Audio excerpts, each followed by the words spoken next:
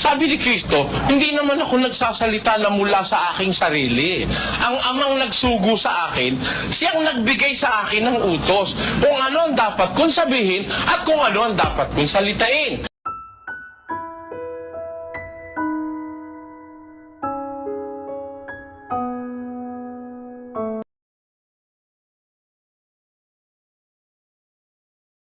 Na siyang batoy si Kristo at ang second person ay si Pedro, si Peter, ang kausap ay si Pedro. Sino ang first person na talagang nagsasalita sa talata? Ang sabi ni Kristo, mapalad ka Simon Barjonas, hindi ipinahayag sa iyo ito ng laman at ng dugo, kundi ng aking Ama na nasa langit. Who is the really speaker at that time? It is the Father in heaven. May patotoo ba tayo na talagang nagsasalita na yung Ama? Kung ba itong pinagtayuan? Pakinggan nyo. Sa Efeso Kapitulo 2, versikulo 20, na mga itinatayo sa ibabaw ng kinasasaligan ng mga apostol at ng mga propeta. Pakinggan nyo. Itinatayo sa ibabaw ng kinasasaligan. Siyempre, may pundasyon. Ano mang itatayo, may pundasyon. Tama po ba o hindi? Ano mang itatayo, ay may pundasyon. Ang sabi dito, itinatayo sa ibabaw ng kinasasaligan. Palagay nyo, ito yung pundasyon, ano? Ayan ang pundasyon. Itinatayo sa ibabaw ng kinasasaligan o pundasyon nung saligan mga apostol At ng mga propeta. ayan.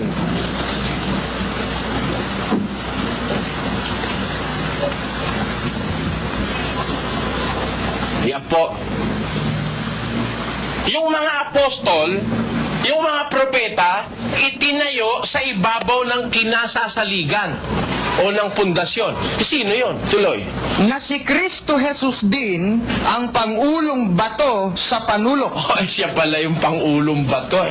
The chief cornerstone. Yung pinakamatatag na saligan ng iglesia, si Kristo. Si Kristo Jesus din ang pangulong bato sa panulok. Sino ang nakatayo sa kanya? Mga apostol at mga propeta. Kaya imposible si Pedro yung bato. Pati siya nga inilagay doon sa ibabaw ng saligan eh. Di ba si Pedro yung apostol? Yung mga apostol at propeta nakatayo sa ibabaw ng saligan bato. Sino yung saligan? Si Kristo. Hindi pwede si Pedro. Para maging siya ang unang papa sa Roma. Wala nun sa Biblia. Yung palang si Pedro at saka yung mga apostol at saka yung mga propeta nakatayo nga sa ibabaw ng kinasasaligan na si Kristo ang pangulong bato sa panulok. Kaya yung iglesia, itatayo yun sa ibabaw ng bato. At ang bato ay si Kristo. Tama po yan, sabi ng iglesia ni Kristo. Si Kristo ang bato, conforme sila dyan. Kaya lang, hindi sila nagsusuri ng etimolohiya at gramatika. Bakit? Kung si Kristo pala yung bato na pagtatayuan, ang claim nila, si Kristo pa rin ang nagsasalita. At sinasabi ko naman sa iyo, sinasabi ko, first person, sa iyo, second person, na ikaw ay Pedro. At sa ibabaw ng batong ito, third person yun eh. Ito third person. Kung si Kristo nagsasalita at siya pa rin yung bato, dapat ang sabi niya, sinasabi ko, first person, sa iyo na ikaw ay Pedro, at sa ibabaw ko, di ba? Siya bato Kung siya dapat sinabi niya, sa ibabaw ko, itatayo ko ang aking iglesia. Sana, gano'n, ano? Pero pansinin niyo ang takbo ng pangusap. Ang nagsasalita ay si Kristo, tapos ang kausap ay si Pedro. Tapos, bakit hindi niya sinabing sa ibabaw niya? Siya naman pala nagsasalita. May sikreto rito, mga kapatid. Ano ang sikreto rito? Mag-isip ka lang. Sinasabi ko, may nagsasalita. First person. Sa iyo, Pedro, second person. Na ikaw ay Pedro, sa ibabaw ng batong ito, third person. Itatayo ko, sabi ng first person, ang aking iglesia. Sa makatwid, ang may-ari ng iglesia, yung first person. At ang pagtatayuan ng iglesia, yung third person na siyang bato. Kung ang third person na siyang bato ay si Kristo, at ang second person ay si Pedro, si Peter, ang kausap ay si Pedro, sino ang first person na talagang nagsasalita sa talata? Ang sabi ni Kristo, mapalad ka Simon Barjonas, hindi ipinahayag sa iyo ito ng laman at ng dugo, kundi ng aking Ama na nasa langit. Who is the really speaker at that time? It is the Father in heaven. May patotoo ba tayo na talagang nagsasalita ron na yung Ama? Pakinggan nyo sa isang talata ni Juan 12:49. Sapagkat ako'y hindi nagsasalita na mula sa aking sarili, kundi ang Ama na sa akin ay nagsugo ay siyang nagbigay sa akin ng utos kung ano ang dapat kong sabihin at kung ano ang dapat kong salitain. Sino ang nagsasalita? Sabi ni Kristo, hindi naman ako nagsasalita na mula sa aking sarili. Ang Amang nagsugo sa akin, siyang nagbigay sa akin ng utos kung ano ang dapat kong sabihin at kung ano ang dapat kong salitain. Kaya nung sabihin ni Kristo, namutawi sa bibig niya, itatayo ko ang aking iglesia. Hindi niya sariling salita yung galing sa Ama yun. May patutoo ba tayo na galing nga sa Ama yun? Pakinggan nyo sa 18:18 ng Deuteronomio. Aking palilitawin sa kanila ang isang propeta sa gitna ng kanilang mga kapatid na gaya mo. At aking ilalagay ang aking mga salita sa bibig niya at kanyang sasalitain sa kanila ang lahat ng aking iuutos sa kanya. Tuloy. At mangyayari na sino mang hindi makikinig sa aking mga salita na kanyang sasalitain sa aking pangalan ay aking sisiyasatin yaon sa kanya. Sabi ng Diyos sa hula, kausap po dito si Moises. Panahon pa ni Moises, matagal pa. Sabi ng Diyos kay Moises, aking palilitawin sa gitna ng iyong mga kapatid ang isang propetang gaya mo, Moises. Ilalagay ko ang aking mga salita sa bibig noong propeta na yon. Kanino ho yung salitang nando sa bibig ng propeta? Hindi sa Diyos. Sabi niya sa hula, ilalagay ko ang aking salita sa bibig ng propeta. At kanyang sasalitain sa kanila ang lahat ng iuutos ko sa kanya. Mangyayari ang sino mang hindi makinig sa salita ng propetang yaon. Nasasalitain niya sa aking pangalan, sisiyasatin ko yun sa kanya.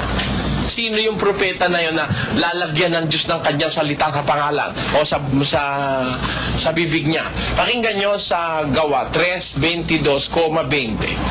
Tunay na sinabi ni Moises, ang Panginoong Diyos ay magtitindig sa inyo ng isang propetang gaya ko mula sa gitna ng inyong mga kapatid.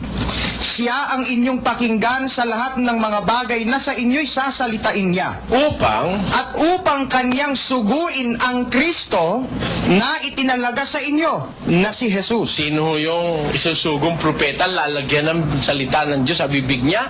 Si Kristo. Kaya kung magsalita si Kristo, officially galing sa Ama yun.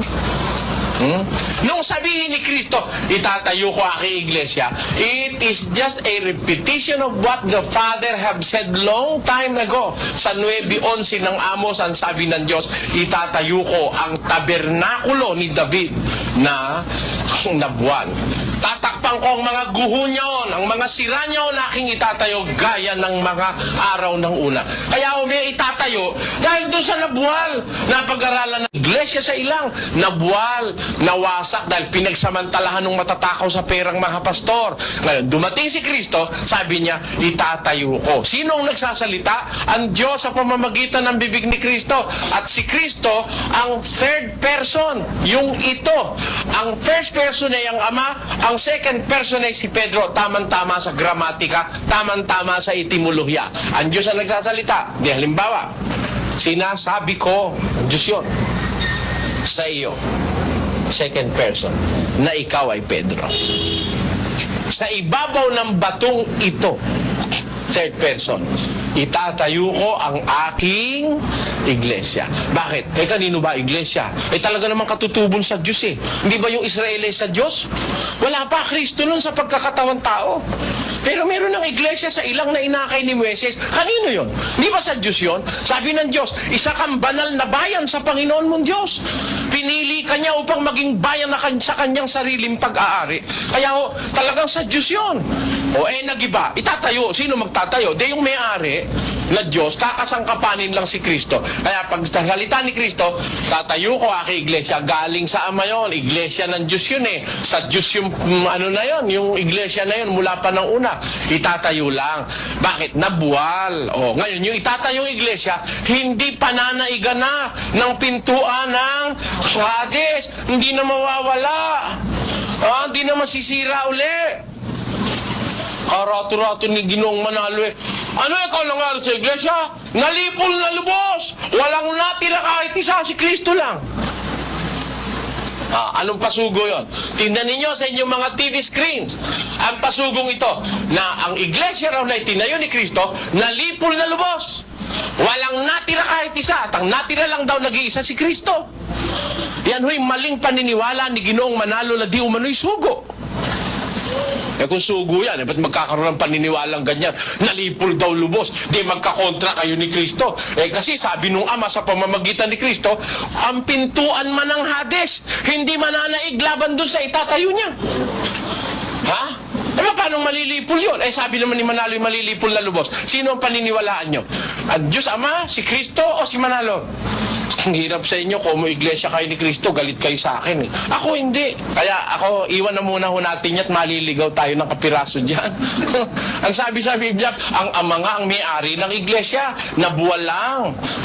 Nang ito'y pagsamantalahan ng mga masasamang mangangaral sa Israel. Isinugo ngayon ang anak para matayong muli sa pamamagitan ng anak na nagsalita ng galing na salita sa Ama, itatayo ko sa ibabaw ng batong ito ang aking iglesia at ang mga pintuan ng Hades hindi mananaig laban sa kanya. Kaya doon napapatunayan natin, mali na naman yung doktrina ng iglesia ni Kristo, na yun daw iglesia, nalipol na lubos, walang natira kahit isa, at si Kristo lang daw natirang mag-isa. Tingnan ninyo sa pasugo. Tingnan nyo sa inyong mga TV screens. Ang iglesyang una, nalulipol na lubos. Yan ho'y kalaban ng sinabi ni Kristo. Pakinggan nyo ang sabi ni Kristo sa Mateo o sa Juan, Kapitulo 10 at versikulo 28 hanggang 29. Ganito ang ating maliwanag na mababasa. At sila'y binibigyan ko ng walang hanggang buhay, at kailanmay hindi sila malilipol, at hindi sila aagawin ng sino man sa aking kamay. Kita nyo, sabi ni Kristo, yung kanyang mga alagad, bibigyan ko sila ng walang hanggang buhay. Kailanmay hindi sila malilipol. Sabi ni Kristo, yung iglesyang itatayo sa ibabaw ng bato, hindi kailanman malilipol yon. Tarato-rato, ito si Manalo, nalipol na lubos.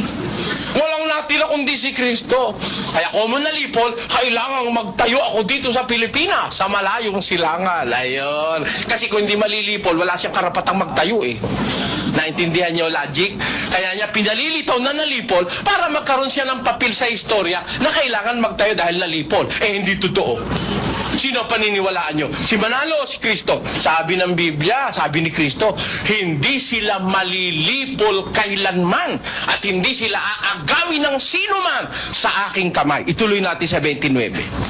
Ang aking Ama na sa kanila ay nagbigay sa akin ay lalong dakila kaysa lahat. Dakila kay Satanas, dakila kaysa sa demonyo, dakila kaysa Diablo. Ang Ama ko na sa akin nagbigay sa kanila ay lalong dakila kaysa lahat. At hindi sila maaagaw nino man sa kamay ng Ama. ayun. Pwede mo bang malipol yun? Nasa pag-iingat ng Ama yun? Yung iglesyang itatayo noong panahon ng ating Panginoon Kristo, yung mga alagad na kanyang titipunin, hindi malilipol yun. Hindi sila maagaw nino man sa aking kamay. Sabi ni Kristo, at ang aking Ama na nasa kanila ay nagbigay sa akin, lalong dakila kaysa lahat. Hindi sila maagaw nino man sa kamay ng aking Ama. Kaya matutupad yung sinabi niya. Sa ibabaw ng bato, itatayo ang iglesia at ang pintuan ng Hades hindi mananaig laban sa kanya. Hindi na mawawala uli yung iglesia na yon. Ha? Yan ang nasa Biblia. O ngayon, ang tanong natin ganito. Kung sinabi ni Kristo na itatayo ang iglesia, salita ng Ama, lumabas sa kanyang bibig. Tanong ang susunod siyempre, natayo ba? O, itatayo yung sabi eh. Hindi naman sinabi, sa ibabaw ng batong ito, nakatayo na ang aking iglesia. Hindi pa naman eh. Sa ibabaw ng batong ito, itatayo ko ang aking iglesia. Hindi, may nakabuwal, itatayo. Ano yung iglesia ang nakabuwal? Yung sa Ama, yung sa Diyos. Kailan natayo? Nung pampanahon ni Moises. Iglesia sa ilang ang tawag. Pinagsamantalahan, nagkahiwa-hiwalay, nangalat, di nagiba, itatayo ngayon. Ang tanong, natayo ba? O, natayo ba? Baka naman hindi natayo, kaya itong mga born again wala kwenta yung iglesia. Hindi kailangan ng iglesia. Ang kailangan ay kay personal na relasyon sa Ama at sa ating Panginoon bilang personal na tagapagligtas. Sabihin mo hindi kailangan ng iglesia. Ha? Eh sabi ng Ama, sabi ni Kristo, sa pamamagitan ng salita ng Diyos, itatayo ko ang aking iglesia. Eh di itatayo. Eh tanong, natayo ba? Kung hindi natayo, wala kang kwenta iglesia. Eh pero itatayo, natayo ba? Paano ba kung magsalita ang Diyos at ang Biblia? Ano ang dapat nating maging pagkakilala sa salita ng Diyos at sa Biblia? Sa Santiago, ganito ating mababasa sa Kapitulo 4 at versikulo 5. O iniisip baga ninyo na ang kasulatan ay nagsasalita ng walang kabuluhan? Oh, nagsasalita ba ang kasulatan ng walang kabuluhan?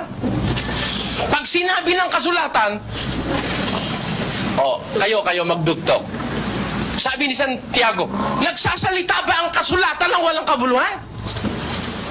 Entonces, pag sinabi ng kasulatan, makabuluhan o hindi? Makabuluhan.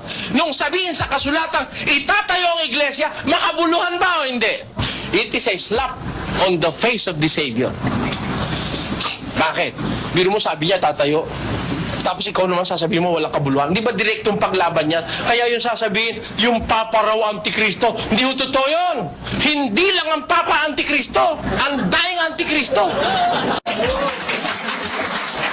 Akala nyo, pinupukol sa Papa Antikristo. Hindi totoo yan. Mali yan. Maraming Antikristo kasama Papa ron. Hindi ba? O, kinan ninyo ang katunayan. Sa isang talata ng Unang Juan 2:18. Ganito po ating mababasa. Mumunting mga anak, ito ang huling oras at gaya ng inyong narinig na darating ang Antikristo. Kahit ngayon ay lumitaw ang marami ng Antikristo. Kita nyo, nung pampanahon ng mga apostol, meron na naglitawag, marami ng mga Antikristo. Sino ang isa sa mga Antikristo? Yung nagsasabing walang kwenta ang iglesia. Ito pong iglesia, isang napakalaking topic sa kaligtasan, kaya ang sabi ng Diyos from the ruins of the Israelites, which are called the church in the wilderness, sabi ng Diyos, itatayo ko. Ha? But itatayo, this is something very important for Him. Otherwise, ruined na rin lang, giba na rin lang. Kasi pabayaan na lang kung wala naman pala kwenta, ba't tatayo pa? Pero kaya itatayo, mahalaga. At ang pagtatayo, hinaluan na ng promise o ng pangako na kahit ang pintuan ng Hades o ng kamatayan ay hindi mananaig laban doon sa itatayo. At sinabi ni Kristo, hindi sila malilipol kailanman. Hindi sila maagaw ninuman sa aking kamay at sa kamay ng aking Ama. Tanong, natayo ba? Ay tatayo diba? Sabi ng Biblia, mahalaga ang sinasabi niya. Di sundan natin. Tatayo mahalaga yun. O ano, natayo ba? Pakinggan niyo sa Gawa 8:1. At si Saulo ay sumang-ayon sa kanyang pagkamatay.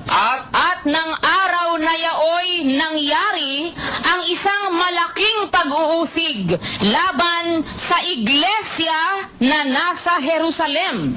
At silang lahat ay nagsipangalat sa lahat ng mga dako ng Judea at Samaria maliban na sa mga apostol. Nyo, nung araw ikang yon, nangyari ang isang malaking pag-uusig. Laban saan? Laban sa iglesia na nasa Jerusalem. Natayo o hindi? Natayo. Nasa Jerusalem na. Existing na. At nung matayo, inusig ang iglesia na nasa Jerusalem.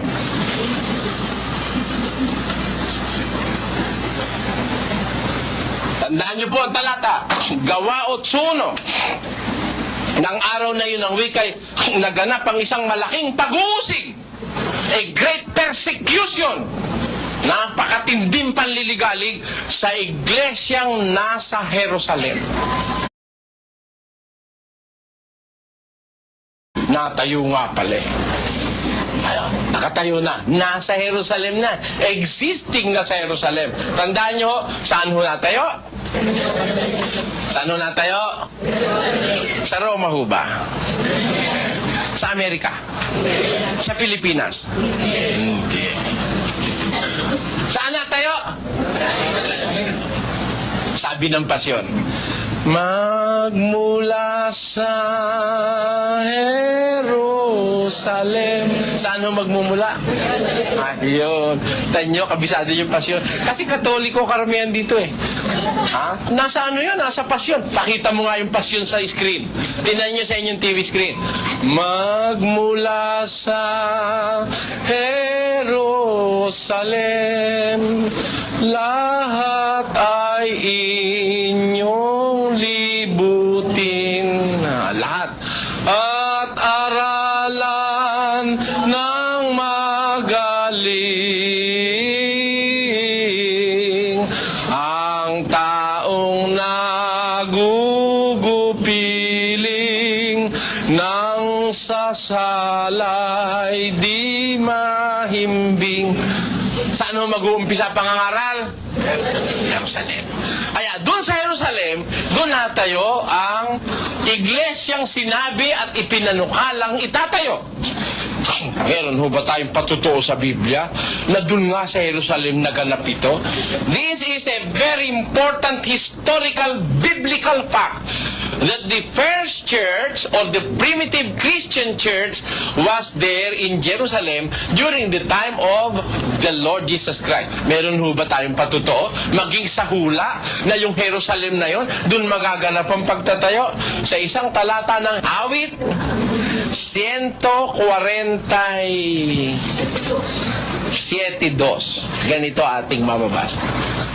Itinatayo ng Panginoon ang Jerusalem.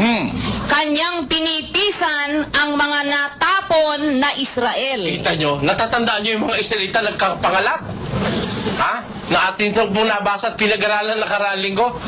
Meron sinabi dito na itinatayo ng Panginoon ang Jerusalem. Kanyang tinitipon ng mga natapon, those scattered sheep in Jerusalem, sa Israel.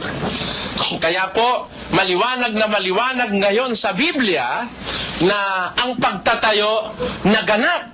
Natayo nga. Saan naganap? Sa Jerusalem. Natayo o hindi? Kung natayo, natupad ba yung sinabi ng Diyos o hindi? Natupad. Bakit natupad? Sapagkat mahalaga yung sinabi ng Diyos. Kaya natayo. Natayo ngayon sa Jerusalem. Ano nangyari? Inusig. Ulitin nga natin, kapatid na Luz. At si Saulo ay sumang-ayon sa kanyang pagkamatay. At ng araw na yaoy nangyari ang isang malaking pag-uusig laban sa iglesia na nasa Jerusalem. Ito palang may kagagawa nitong malaking pag-uusig. Ang nag-umpisa si Saulo. Yung sang-ayunan niya, yung kamatayan ni San Esteban. Biro mo, pinatay sa bato ng mga Israelita. Si San Esteban, kauna-una ang martir ng Kristyanismo. Binato na, kasi nakipag-diskusyon si Esteban.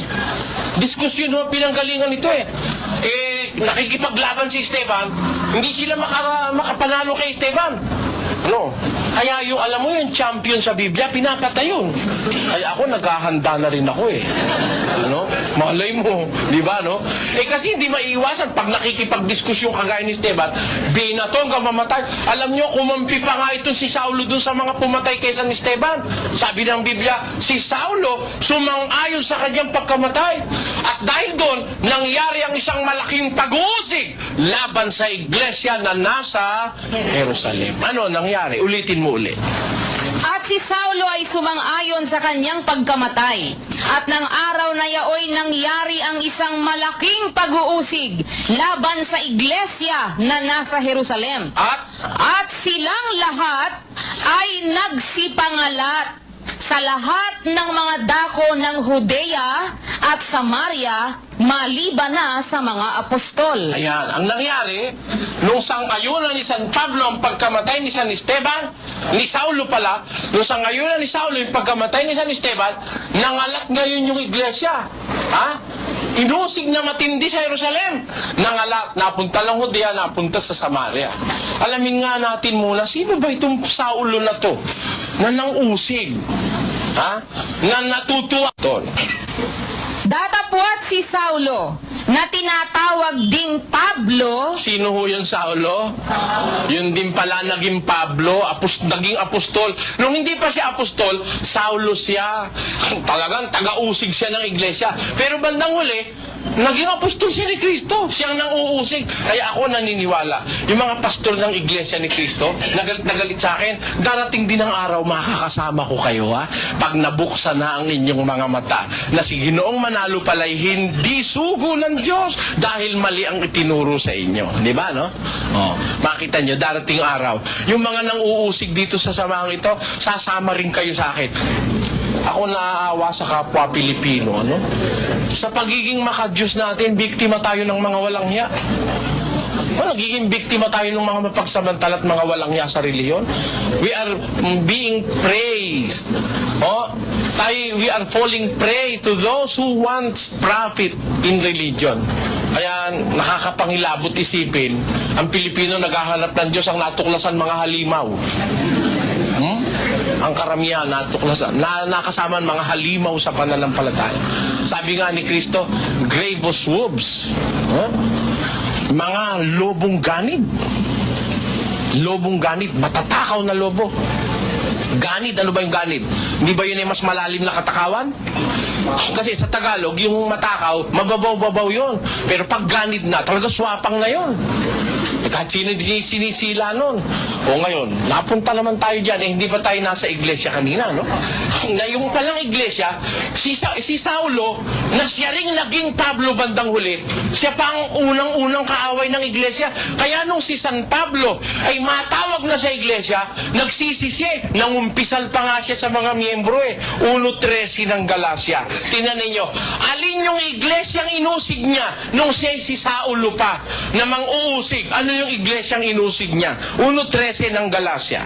Sapagkat inyong nabalitaan ang aking pamumuhay ng nakaraang panahon sa relihiyon ng mga Hudyo, kung paanong aking inuusig na malabis at nilipol ang iglesia ng Diyos. Alin ho ang inuusig ni Pablo? At gusto niyang malipol?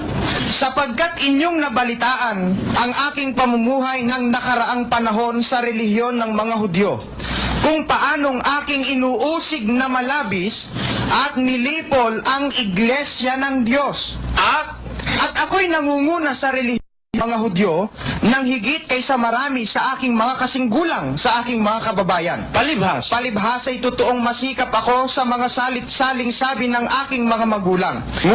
Ngunit nang magalingin ng Diyos na siyang sa akin ay nagbuhod, buhat pa sa tiyan ng aking ina, at ako'y tawagin sa pamamagitan ng kanyang biyaya. Nung kasalukuyang nang uusig siya, doon sa mismong aktong inuusig niya ang iglesia ng Diyos, minagaling ang wika ng Diyos na ako'y tawagin. Tinawag. Saan ho siya tinawag? Pakinggan nyo sa unang Korinto 1:1 hanggang 2, kung saan tinawag si Apostol Pablo. Basa. Si Pablo na tinawag ng maging apostol ni Jesucristo sa pamamagitan ng kalooban ng Diyos, at si Sostenes na ating kapatid Saan tinawag? sa iglesia ng Diyos na nasa Korinto, sa makapitbagay sa mga pinapaging banal kay Kristo Jesus na tinawag na mga banal. Kita nyo, saan ho tinawag si San Pablo? Natawag din siya bandang huli sa iglesia ng Diyos Ha?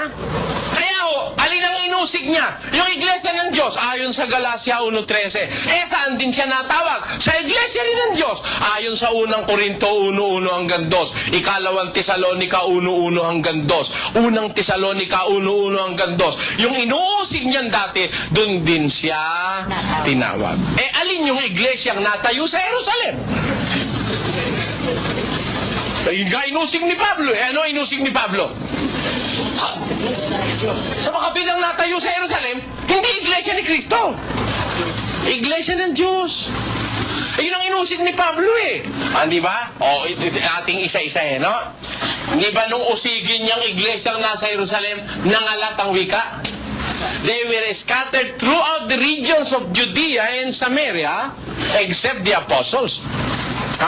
Nang usikin, nangalat, napunta ng Judea, napunta sa Samaria. Ang tanong, kung hahanapin mo yung nanggaling sa Jerusalem, inusig, nangalat. Saan napunta? Sa Judea. Saan ka pupunta kayo? Para makita mo yung nanggaling sa Jerusalem. Saan nyo susundan? Halimbawa, yung mga kalabaw ni Pedro, hinagad ng mga aso, nabulabog, napunta ng Novaliches. Hahanapin mo ngayon yung mga kalabaw ni Pedro. Saan ka pupunta? Pag pumunta ka sa Pasay, may kalabaw doon. Hindi yun yung kay Pedro. Tama o hindi? Para makita mo, yung talagang kalabaw ni Pedro na nanggaling doon sa Quezon City, pumunta doon sa San Francisco, pumunta ng Novaliches, punta ka sa Novaliches. Sabi sa Biblia, yung iglesia natayo sa Jerusalem. Inusig, nangalat, napunta sa Judea, napunta sa Samaria. Alamin natin, anong iglesia ngayon yung nasa Jerusalem, inusig, napunta ng Judea, napunta sa Samaria. Aling iglesia yon? Basahin ho natin sa Biblia. Sapagkat kayo, mga kapatid, ay nagsitulad sa mga iglesia ng Diyos na nasa Judea, kay Kristo Jesus. Ano ho yung napunta sa Judea? Ayon. For ye, brethren, became followers of the churches of God in Christ Jesus, which are in Judea. Kayo'y nagsitulad sa mga iglesia ng Diyos na nasa Judea kay Kristo Jesus. Alin ho yun? Yun ang iglesia ng Diyos kay Kristo Jesus nasa Judea. Yun din ang nakarating sa Samaria. Yun din ang nakarating sa Asia Minor, sa pangangaral ni San Pablo. Kaya nakarating sa Thessalonica yun. Iglesia ng Diyos din. Iglesia ng Diyos kay Kristo Jesus. Sa mag-ama, no? Sa mag-ama. Hindi solon-solo ni Kristo. Hindi kagaya ng claim ng iglesia ni Kristo. Si Kristo raw may-ari ng iglesia. Mali. Hindi totoo. Siya pala may-ari ng iglesia. Kanya iglesia. Ba't binili pa niya? Siguro, sira lang ang ulo ng tao na kanya nabibilin pa niya. Pag iyon, di mo na binibili. Hindi naman kay Kristo talaga yung iglesia. Umpisa nun sa Diyos yun Doon pa sa Israel, sa Diyos na yun. Kaya nga, naging kay Kristo Jesus. Kaya nga, iglesia ng Diyos kay Kristo Jesus. Bakit? Binili ni Kristo. Yan ang dapat nating makita sa pamamagitan ng kanyang sariling dugo. Anong katunayan, mga kapatid? Na yung iglesia nga, sa mag-ama yun. Sa ama't kay Kristo. Dalawa sila. Si ang ama may-ari, si Kristo ang administrador. Hindi ang may-ari si Kristo lang. Pakinggan nyo, sa 17:11 ni Juan, ganito ang ating mababasa, mga kapatid. Iglesia ng Diyos kay Kristo Jesus yung nasa Biblia. Hindi iglesia ni Kristo. Iglesia ng Diyos kay Kristo Jesus. Basahin natin. At wala na ako sa sanlibutan, at ako'y paririyan sa iyo, Amang Banal. Ingatan mo sila sa iyong pangalan. Sino? Yaong mga ibinigay mo sa akin. Kanino? Sa Ama. Ibinigay mo sa akin. Tapos? At ang lahat ng mga bagay ay iyo. At ang mga iyo ay akin. At ako'y lumuluwalhati sa kanila. Yung iyo, lahat ng bagay iyo. Ang iyo, akin. Ako'y lumuluwalhati sa kanila. Kaya sa dalawa Ilan ang may-ari?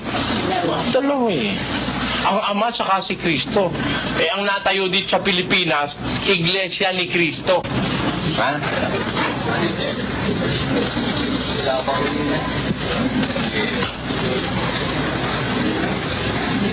Walang Jesus.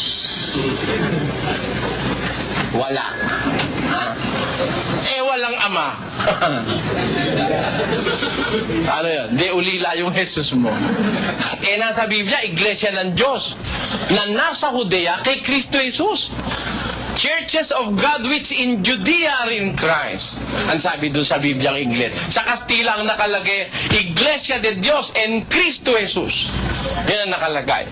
O, tingnan ninyo. Kaya nga makatwiran Sa Diyos talaga ang umpisa niyan Yan ang Israel. Sa Diyos yan. Wala pa si Kristo nun sa pagkakatawan tao. Meron ng Iglesia. Iglesia ng mga panganay. Iglesia sa ilang. Nung bumanawag si Kristo para tipuning mulian, ang tawag ngayon ng Biblia ay Iglesia ng Diyos kay Kristo Jesus. Meron ho ba tayong patutuo na sila talagang dalawa may-ari niyan? Pakinggan nyo sa ikalawang Tesalonica 1:1.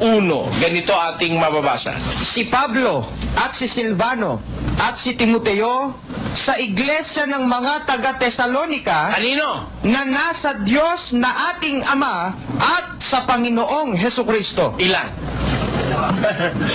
Sa iglesia ng taga-Tesalonica, nasa Diyos na Ama at sa Panginoon Kristo. Sa unang Tesalonica 1:1, ano naman ang sabi? Pakinggan nyo. Si Pablo at si Silvano at si Timoteo sa iglesia ng mga taga-Tesalonica Kanino? sa Diyos Ama at sa Panginoong Hesukristo. Kanino po ang iglesia? Sa Diyos Ama at sa Panginoong Jesucristo. Kaya ho yan, tinatawag sa Biblia, Iglesia ng Diyos. Iglesia ng Diyos kay Kristo Jesus. Tinatawag sa Biblia. Iglesia ng Diyos na buhay. Kasi ang Ama naman talaga original na may-ari dyan O, sino tututol dyan?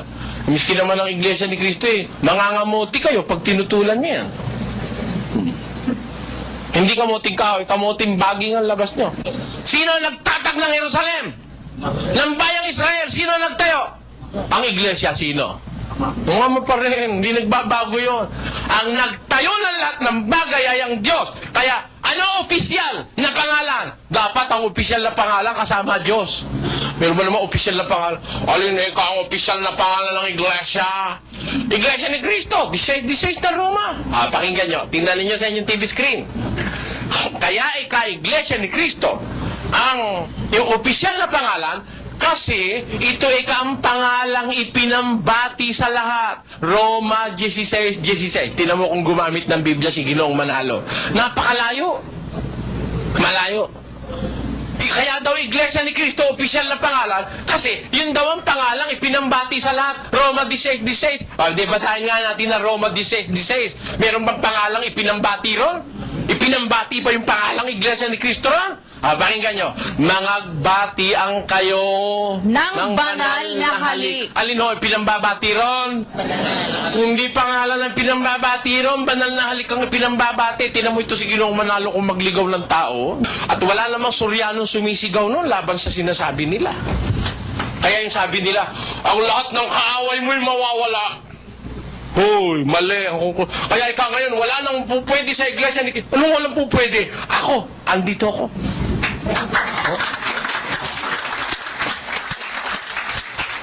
Babasahin yung hula, hindi naman ukol sa kanya yon. Kay Kristo ukol yon. Si Kristo sinasabihan ng Diyos noon, hahanapin mo yung mga kaaway, sila'y wala na. Kay Kristo yon, hindi sa inyo yon. Ang katunayan, hindi kayo nawawalan ng kaaway. Nung wala pa si Soriano, ang kaaway nyo yung mga nauna. Ngayon, mas matindi ngayon. Bakit? Yung hindi napuna nung mga unan yung kaaway, pinupuna ko ngayon. Anong pinupuna ko? Isa sa pinupuna ko, sa 16:16 na Roma, ayon sa'yo, Ramos, ang iglesia, ang pinambati sa lahat na pangalan ng iglesia ni Kristo. Meron ka bang nabasa sa Roma 16:16 na ang ipinambati ay pangalan o banal na halik? Sagot! Sumagot ka! Tiyak na tiyak, wala kayo sasagot. Bakit? Ang ipinambati, hindi naman banal, hindi naman pangalan Sasabihin, kaya daw Iglesia ni Cristo, opisyal na pangalan, yun daw ang pangalang ipinambati sa lahat. Hindi totoo yun. Ang ipinapambati sa Roma 16:16, yung banal na halik, nangagbatian kayo ng banal na halik, binabati kayo ng lahat ng mga Iglesia ni Cristo. Hindi singular, hindi Iglesia ni Cristo, na kagaya ng inilagay nyo sa kapilya. Ang nakalagay diyan, Churches of Christ. Mga iglesia ni Kristo, hindi singular. Plural. O ano yung mga iglesia ni Kristo na yon? Asan yon? Bumabati sa Roma ng banal na halik. Sabi sa Roma, kayo mga taga-Roma, magbatian kayo ng banal na halik. Binabati kayo ng lahat ng mga iglesia ni Kristo. Tanong, asan yung mga iglesia ni Kristo na yon na bumabati sa Roma? Asan yon? Pakinggan nyo sa Galacia 1:22. Ganito ating mababasa. At hindi pa ako nakikilala sa mukha ng mga iglesia ng Judea na pawang kay Kristo. O, alin John?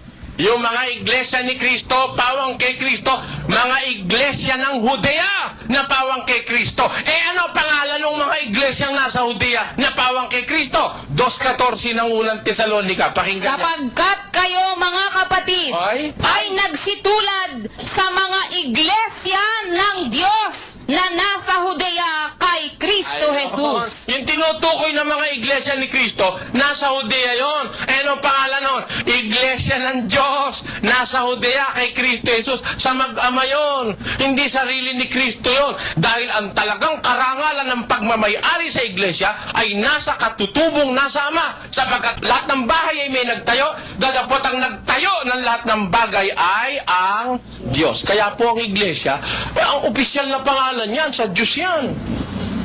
Ayan po ang dapat nating makita. Ngayon, meron ho ba tayong patutuo sa Biblia na mali ang paniniwala ng Iglesia ni Kristo na ang opisyal na pangalan ni Iglesia ni Kristo?